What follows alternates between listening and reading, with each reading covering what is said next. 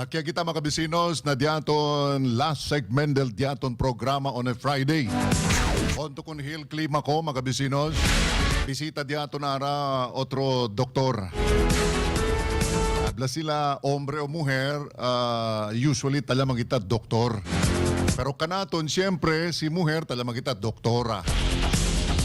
Pero el importante yung mga bisinos, hombre o mujer, el doktor, tiene gayot al dila line of expertise, por eso sila takikan naton. Kay taman care también sila, el salud de todo. Especialmente del mga quien takre, bien importante el salud. Health is wealth. El representante mga bisinos del West Metro Medical Center para este día. El topic diaton importante, awareness saves lives. Debe hindi to ignorante, debe aware to know the symptoms of colon cancer. Makamiedo man sa uwi palabra cancer, na pero parte si del vida mga bisinos. Puwera lang kel istorya del kwantos mga kientang broma-broma. Ay, yun, wayo cancer. Hablal otro na yo tiene pero cancer ni na otro kel el meaning mga bisinos. In the meantime, without much ado, anda kita con el diaton resource person este día si Dr. Maria Gabriela Gonzalez, internal medicine. Doktora, good morning. Thank you so much for having me. Sir Hill? Yes, ma'am. It's Yes, an Doktora. honor to be a part of this important conversation during Colon Cancer Awareness Month. Yes. Good morning po to all our televiewers. You can call me Doc Gail Gonzalez, a gastroenterologist, isang espesyalista sa bituka. All right, Dr. Gail Gonzalez, mga bisinos. Okay, mga bisinos, querido radiantes, importante ki sabi kita si ustedes ba malingasa ba si tiene ko sa tasinti dolor na bariga? Tiene ustedes mga pensaba ay indigestion lang este. Sin saber tu tiene gali otro mga common concern que debe mga medical experts lang. El que puede contigo dale mga cosa tu debe hacer o medicina ba rekomenda or procedure ba buyak lang si queda un poco grabe-grabe. You need the service of a professional doctor.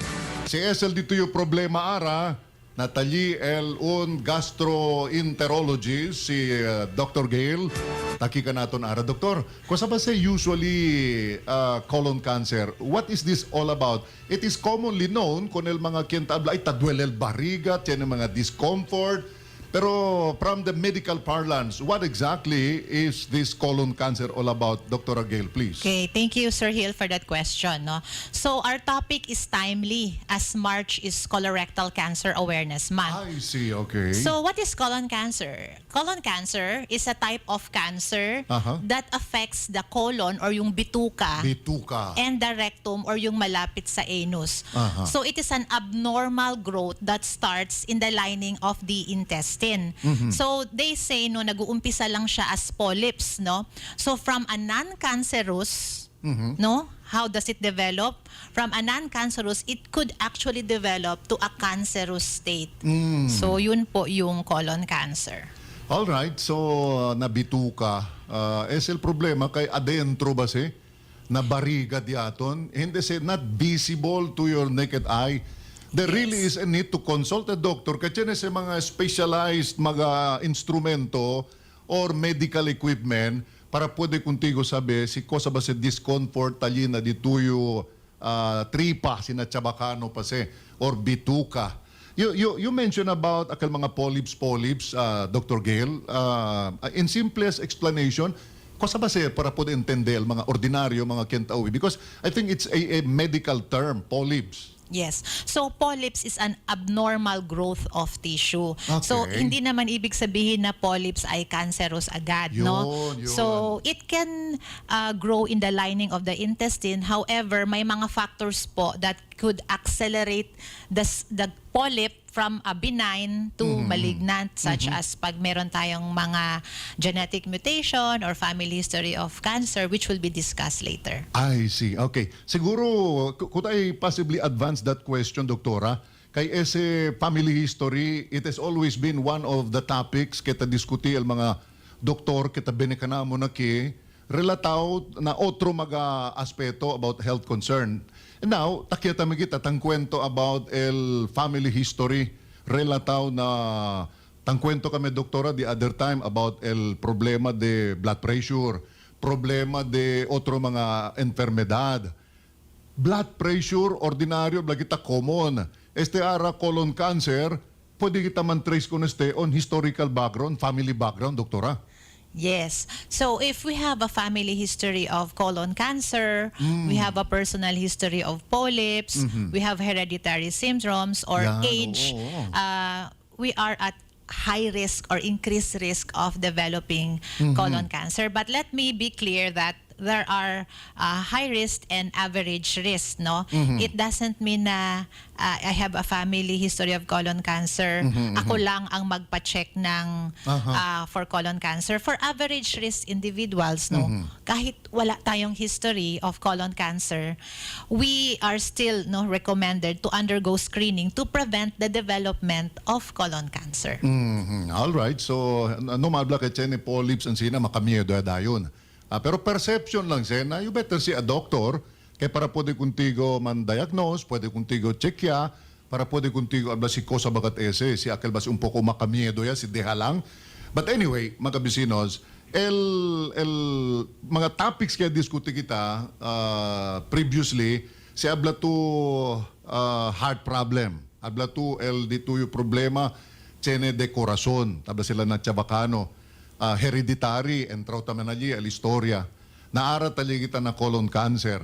Kaya kita sabi kun, doktora, si el problema na corazon, one of the top-notchers gat ali na maga, el ta disgrasya gat el pasyente, how common is colon cancer?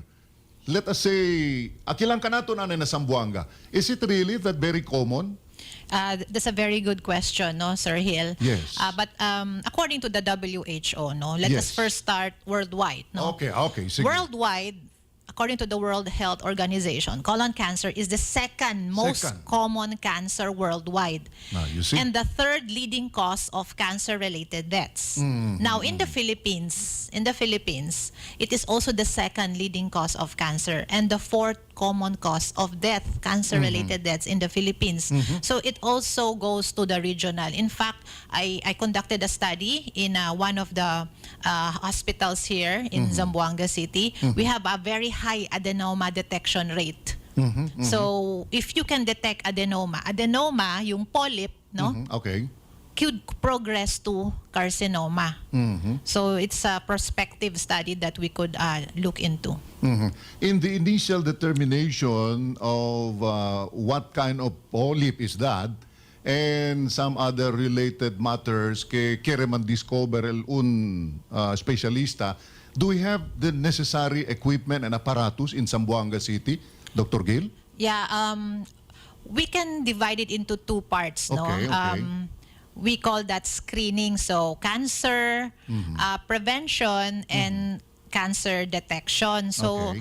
for cancer prevention, the best is colonoscopy, no? Okay. Because colonoscopy allows us to look inside the intestine and remove the polyp before it could progress to cancer. Okay. So ano ba yung colonoscopy? It is done by a gastroenterologist. We use a long flexible tube attached to the fiber optic camera. Tapos meron po tayong monitor. So we can see, real time po siya. We can check pag may mga abnormal growth doon and remove the polyp before it could turn into cancer. So actually, we could actually save lives through early detection sa pamamagitan ng colonoscopy.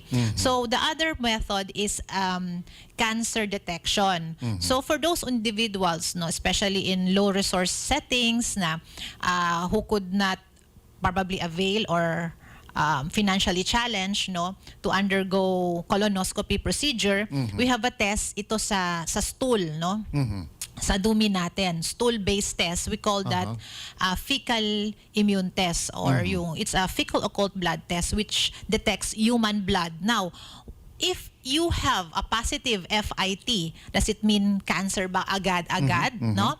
So if you have a positive fecal immune test, no, it could mean you have colon cancer, or it could mean that you have an abnormal growth that should be confirmed through colonoscopy. So if you have a negative FIT, it means there's no bleeding inside your intestine. Now, paano pag positive siya?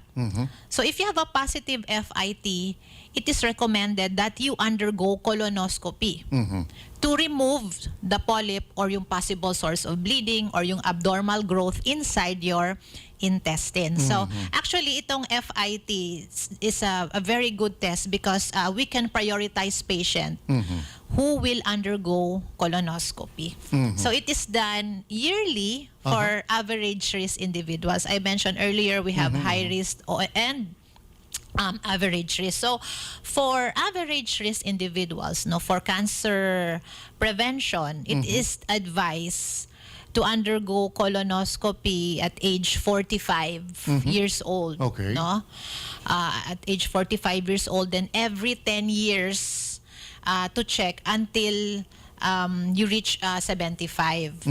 For the fecal immune test, it is advised to undergo the test yearly. But if you have high risk, no, or a family history of colon cancer, you do it much earlier at the age of 40 years old or 10 years younger than the age of diagnosis of the affected relative with colon cancer. So much earlier tayo. For example, ang father mo na-diagnosed with colon cancer at the age of 40.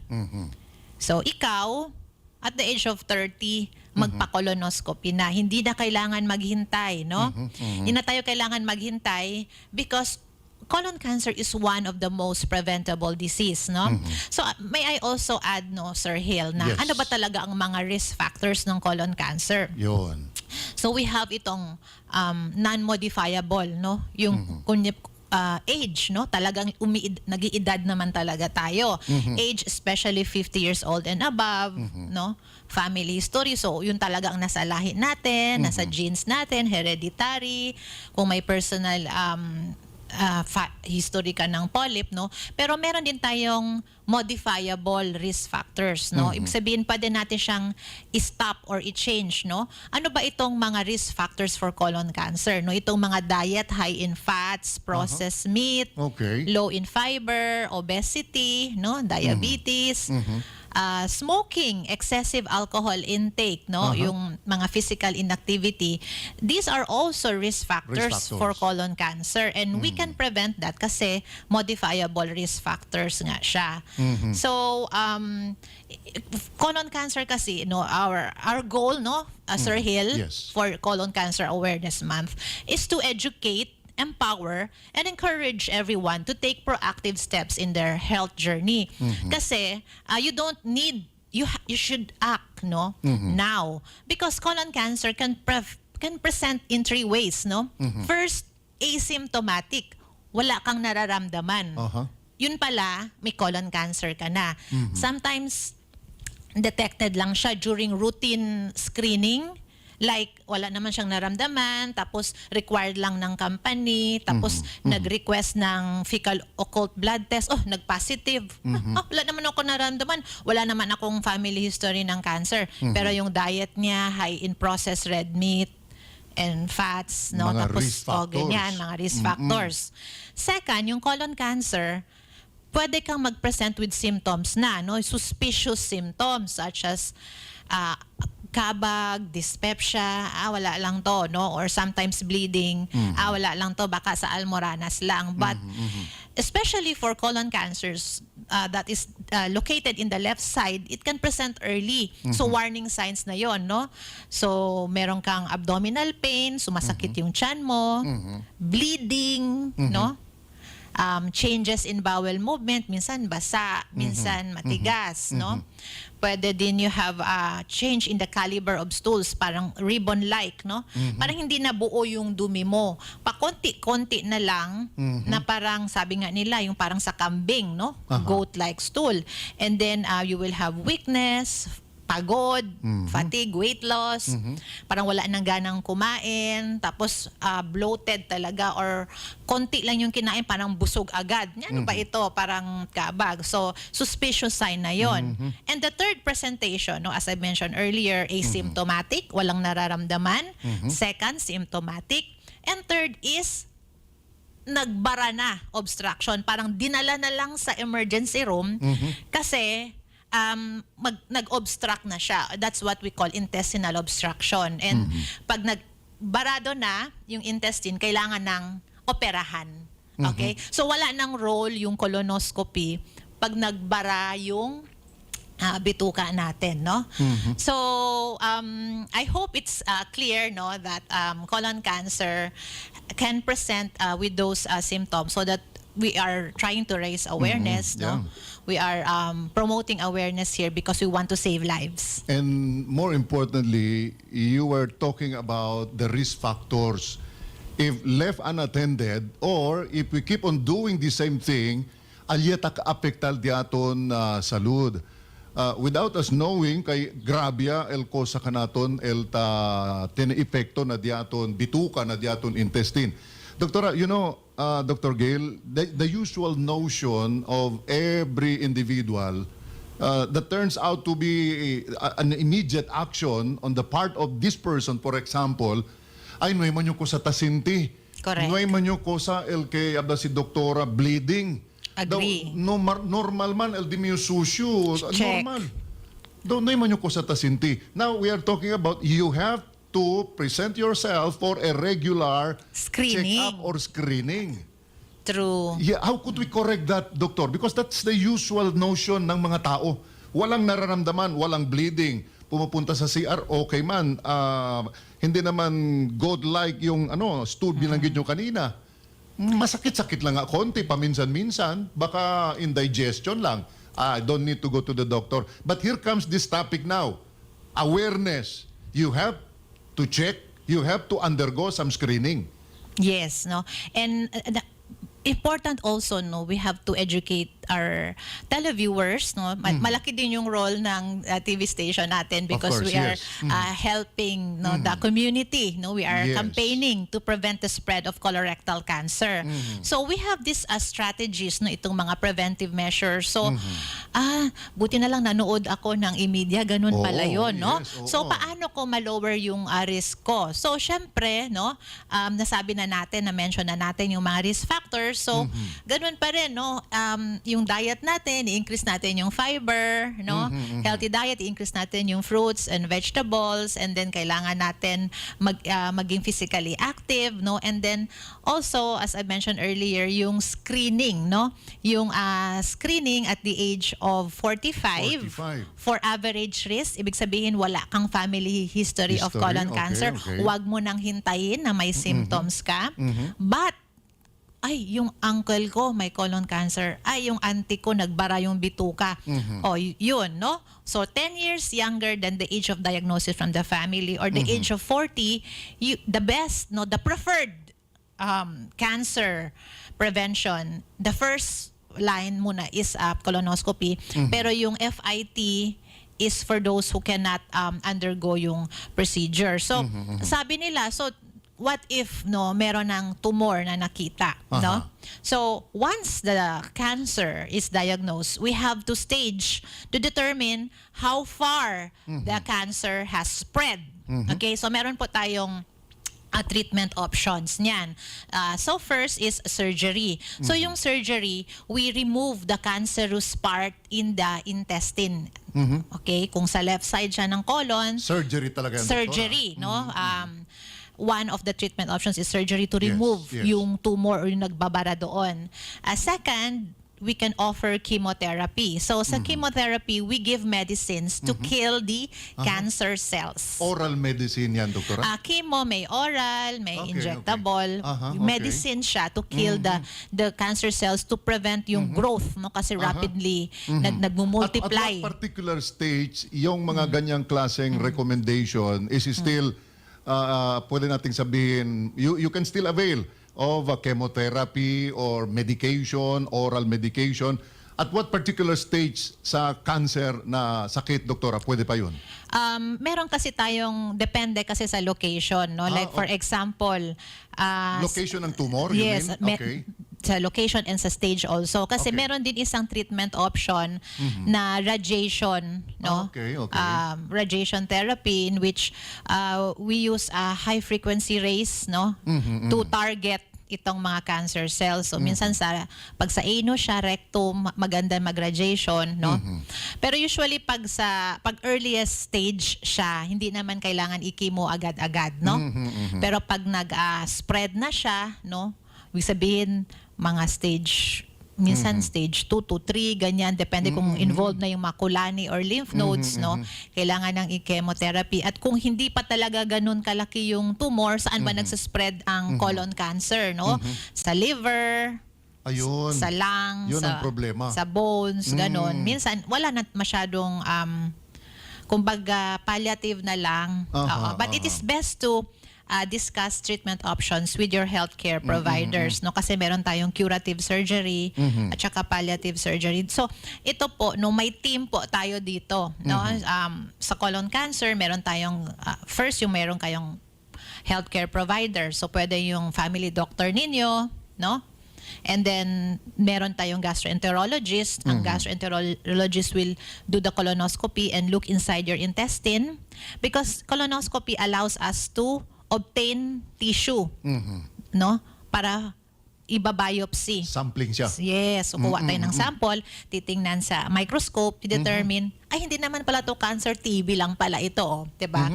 So hindi naman ibig sabihin na bukol ay cancer agad. So titingnan natin kung may cancer cells ba, kung positive ba siya, no? And then meron din tayong surgeon, no, to remove, no, the cancerous part of the intestine, and we also have an oncologist, no, to give medicines to kill the cancer cells, and we also have radiation, no, rad-onco, to deliver itong high energy rays, no, to target itong mga rapidly dividing cells I or see. tumor sa intestine. All right. Earlier, in passing, you were talking about how it is being diagnosed and then what could be the possible preventive measures. Binanggit Yes. nyo na rin. But I'd like to go back to one very specific discussion binanggit nyo kanina.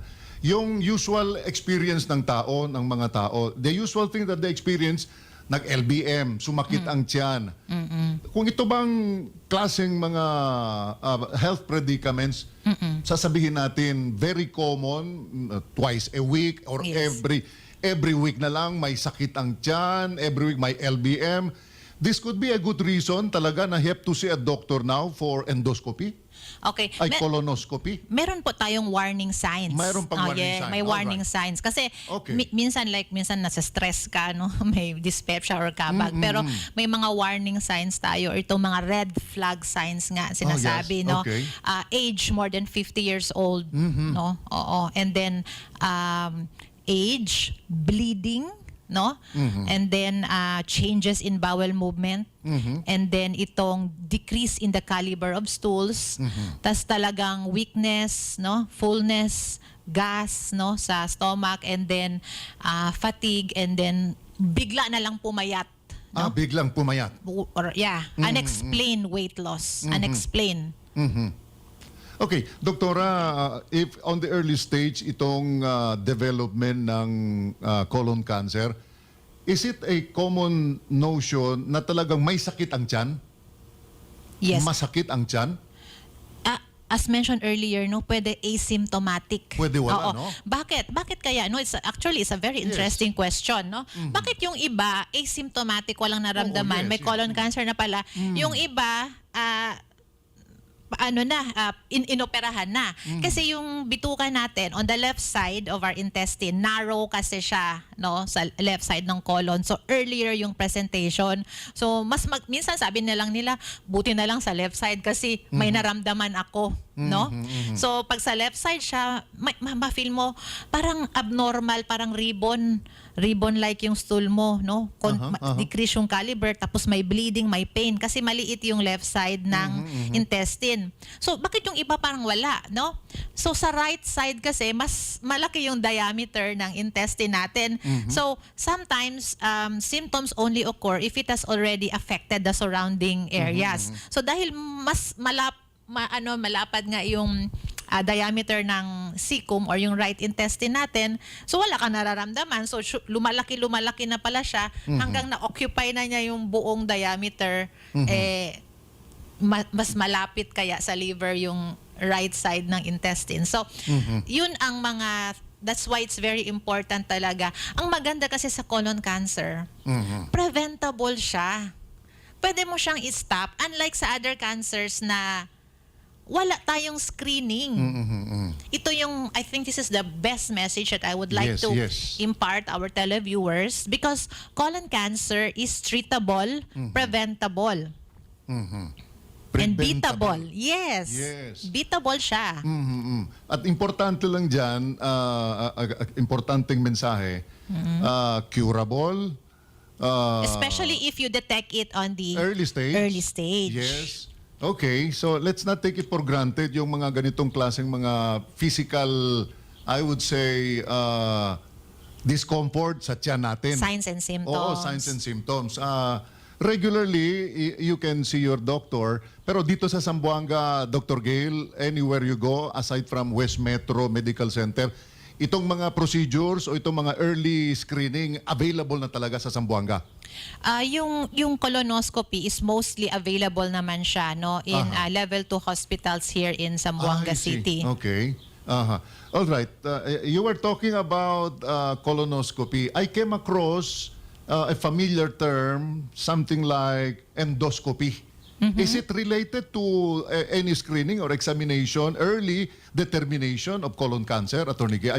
Dr. Gail? Okay. Pag sinabi nating endoscopy, Yes. the word endoscopy, it means looking inside, no, your intestine. So meron tayong upper GI endoscopy.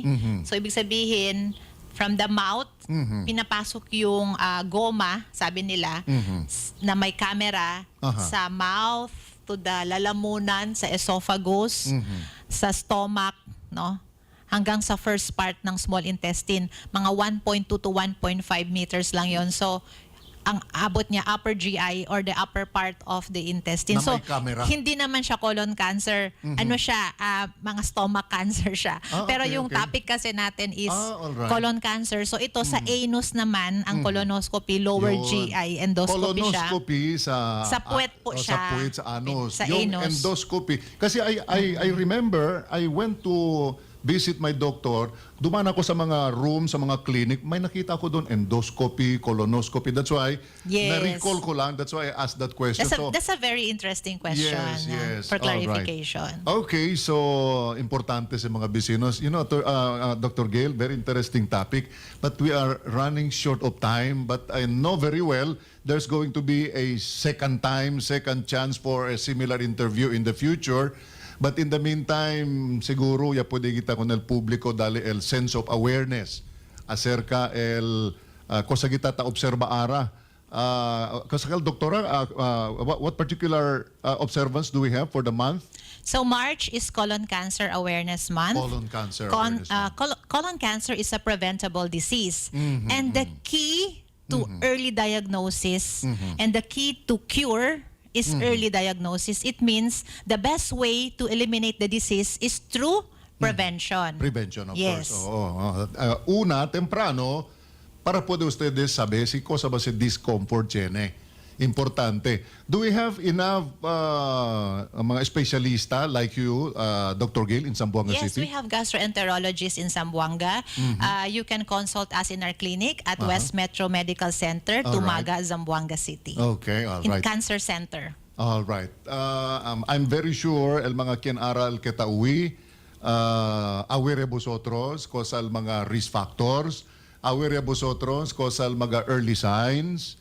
Akil nadiaton usual pensamiento abla ay tan LBM lang yun, ay indigestion lang este, ay constipation lang este. ay baka at stress lang ansina posible. No mas kita pirmi pensa ansina kay alba si doktora liga to edad de 40 si pwede lang gani man undergo to sa mga screening. Di ba, Doktora? But anyway, I think si Dr. Gail is just about to share with us her final thoughts and message for today's interview. Dr. Gail, please. Okay, so once again, Sir Hilt, Yes. Imedia, thank you for having me. March is Colorectal Cancer Awareness Month.